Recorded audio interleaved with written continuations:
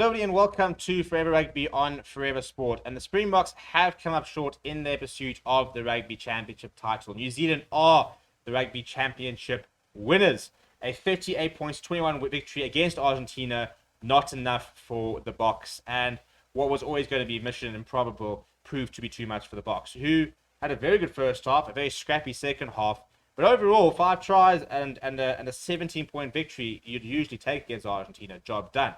But I think that what my frustration is for today is that it was a horrible advert for rugby. A horrible advert for rugby. We cannot have an 80-minute game, 2 halves of 40 minutes, and a 10-minute half time taking what has taken 135 minutes. Can't. We cannot. That is not sustainable.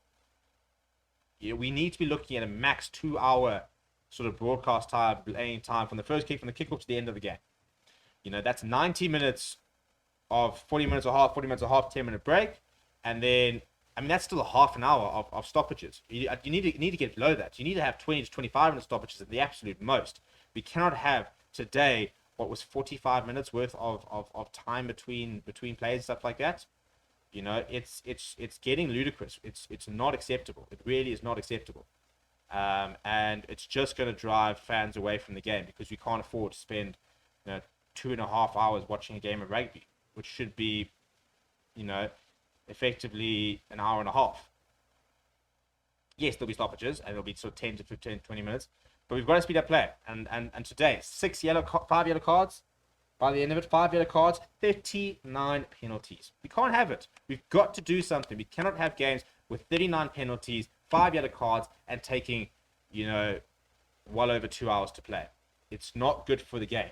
In terms of the actual game, South Africa played very well, but weren't clinical. We've kind of read that story before, haven't we? And the good news is, in theory, is that if you can just flip that switch, you're suddenly in a very good position because the pack completely dominated Argentina today. The scrums were one way, 100% scrum success rate from the Springboks, for example.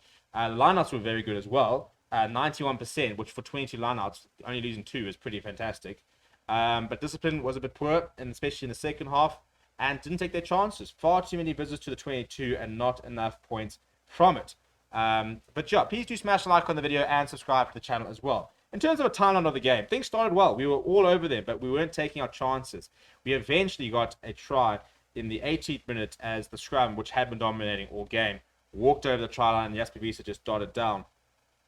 26th minute was the second yellow card for Argentina. We made a count with Sia Khaleesi going over 14-0 through the France Stain conversion. France Stain, by the way, very poor game. Missed touch on 3 occasions from penalty, which you can't do.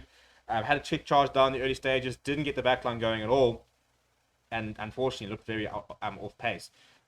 Worry about him going into the World Cup, must admit, the year out after today's performance.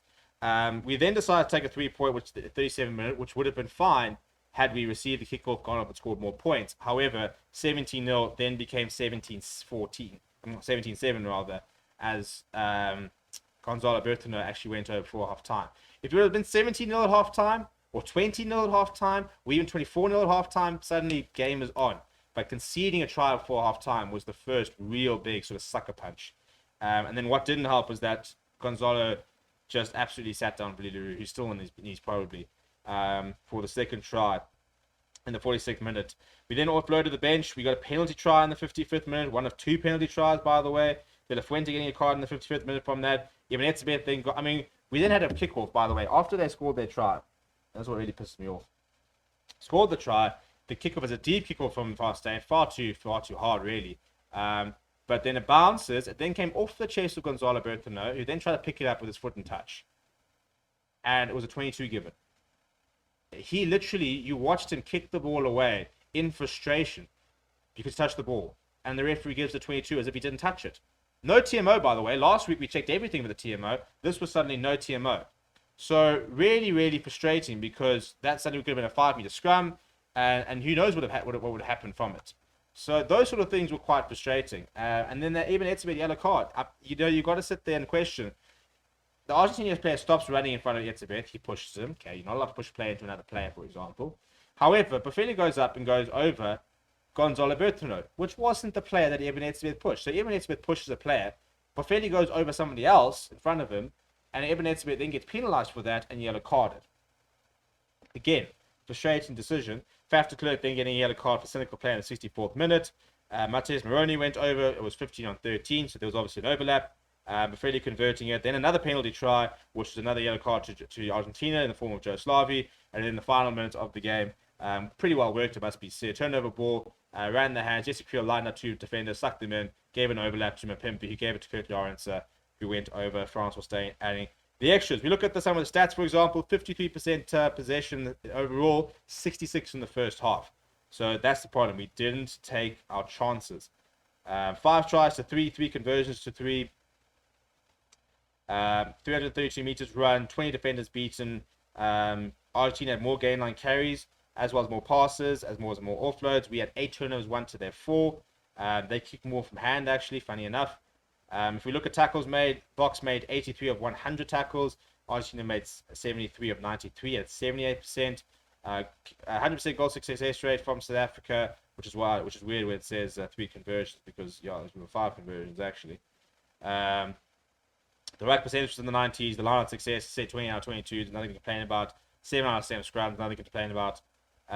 17 penalties is a problem, and 6 yellow cards, 4 against Argentina and 2 for South Africa, which we can't have. We really can't have. I thought Sia Khaleesi was absolutely immense. Another big shift from him. 3 carries, 11 tackles, a try as well from him. Jasper Wiese, another good outing for him. 8 carries, 7 tackles, 58 meters gained, 5 defenders beaten. Damien Dealendi was very industrious with ball in hand. Still a bit worried about the lack of ball-flow game, but did make some very good carries. Francois Steyn was pretty poor, I thought. Philippe Leroux was not great. Malcolm Marx had a very nice steal, made a lot of tackles. Louis Diago made some tackles, a couple of carries. Eben Etzebeth, yeah, he was good today, actually. He made a couple of line-out steals, but the front row deserves a lot of credit. For Argentina, I thought that Julian Montoya was getting through a reasonable amount of work. Jean-Martin Gonzalez, very nice try. I mean, as I said, he sat down really, made him look very silly. Marcus Kramer obviously was a very big tackler for Argentina, making 14. From a backline perspective, we didn't see much of Imhoff. We didn't actually see much of too many of the danger men. But fairly, for example, I think, 100% tackle success rate, but only 40 meters gain in his carries. We didn't see too much of Jean Cruz Melia, nor De La Fuente. So it was quite a quiet game for all backline players, it must be said. You look at, for example, Jesse Creel, who's been criticized a lot in the past, and he just didn't get the ball. He made 7 tackles, missing 1. He won a turnover as well. Made some very good tackles, it must be said, and then helped set up a try. So he didn't have a bad game, but just didn't get the ball. So frustrating. And we'll talk about a little bit more about this in the sort of the week to come. But let me know what you thought about the game down in the comments below. Please do smash like on the video and subscribe to the channel as well. Thank you very much for watching. My name is Steven, and I'll chat to you soon.